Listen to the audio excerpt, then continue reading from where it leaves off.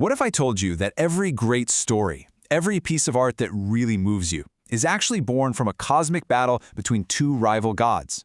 That's the wild idea from the philosopher Friedrich Nietzsche. So let's dive into this ancient conflict and see how their epic clash created one of the most powerful art forms ever, Greek tragedy. But first, let me ask you something. Just think about your own life, your own personality. Are you driven by structure, logic, and having everything in its place? Or are you all about passion, instinct, and that amazing feeling of just losing yourself in the moment? This isn't just some personality quiz, you know. For Nietzsche, this is the fundamental tension that defines what it means to be human. And that very tension is perfectly embodied by our two main characters. So let's meet the rival gods at the heart of this story, Apollo and Dionysus. And trust me, these aren't just figures from some old mythology book. For Nietzsche, they represent two powerful competing forces that are warring inside all of us right now. First up, we've got Apollo, the god of order. The Apollonian drive is what pushes us to create structure and make sense of the world. Think of him as the architect of your identity, building up a stable sense of who you are. It's the logic in a perfectly crafted argument, or maybe more relatable, the carefully curated perfection of your social media profile. It's the beautiful dream that tells you you are a unique, separate individual. And his rival? Oh, that's Dionysus, the god of pure chaos. The Dionysian is the complete opposite. It's this raw, untamed energy that just wants to tear down all the walls. You know that feeling when you're in a mosh pit at a concert, and for a second, everyone is just moving and shouting as one single organism? In that moment, your individual self kind of dissolves, and you become part of something primal and huge. That's the intoxicating power of Dionysius. So, let's look at the tail of the tape. On one side you have the Apollonian, all about the individual, living in a dream world of beautiful illusions. On the other, the Dionysian, all about the collective, smashing reality with primal unity. One builds walls, the other tears them right down. And for most of history, these two have been locked in a bitter, endless struggle. But then, something absolutely incredible happened. On the stage in ancient Greece, these two rivals were forced to meet. And it all kicked off with Dionysus, who burst onto the scene not as a single character, but as a feeling, a collective primal scream that came from the chorus. And here's the really wild part. Nietzsche points out that in those early tragedies, the audience didn't just watch the chorus. No, they were absorbed by it. Seriously, think about being at a festival, singing along to a song with thousands of other people.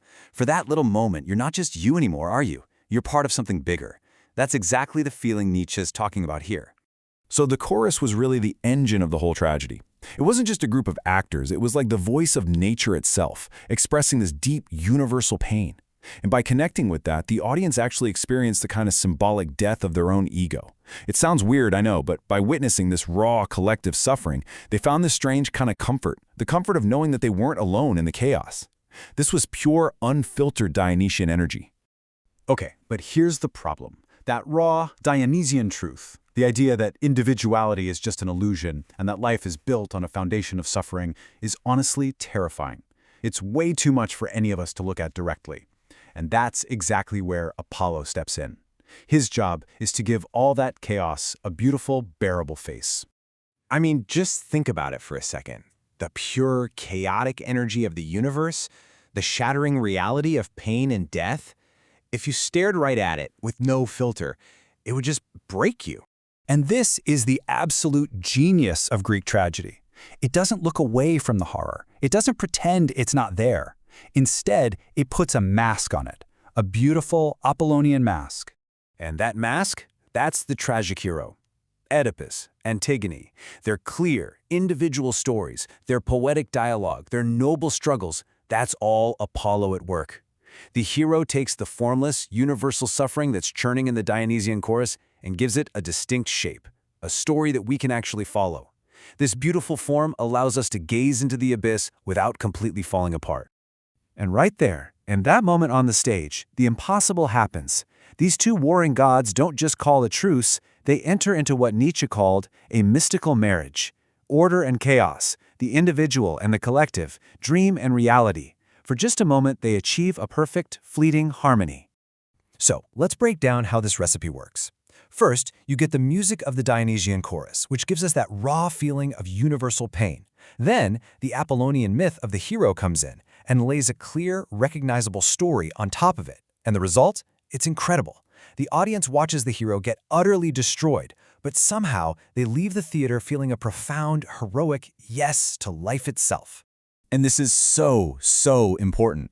Greek tragedy is not supposed to be depressing. It's not meant to make you want to reject life because it's full of suffering. By showing you the incredible beauty and destruction, it makes you feel what Nietzsche called the primordial joy of existence. That powerful feeling of just being alive, even in the middle of chaos. It makes you want to embrace life with all of its terror and all of its beauty.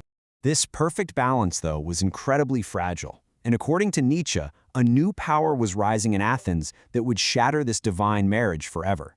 The dream was about to end. I mean, just look at this timeline. The golden age of tragedy was just a blip. It was born from this incredible union of forces, it flourished for a short, brilliant time, and then it was killed. And its killer wasn't a person, but an idea, the relentless pursuit of logic. This new way of thinking, led by philosophers like Socrates, had zero patience for divine tension or finding joy in destruction. It demanded clear, logical answers for absolutely everything, believing that knowledge could solve all of our suffering. This Socratic optimism just couldn't exist alongside an art form that was built on mystery and chaos. The idea that some truths are too terrible to be explained and can only be felt, well, that was thrown out. And just like that, the beautiful, terrifying dream was replaced by cold, rational truth. And that leaves us with a final thought for our own time, doesn't it? We live in a world that is obsessed with data, with explanations, with getting logical answers for everything.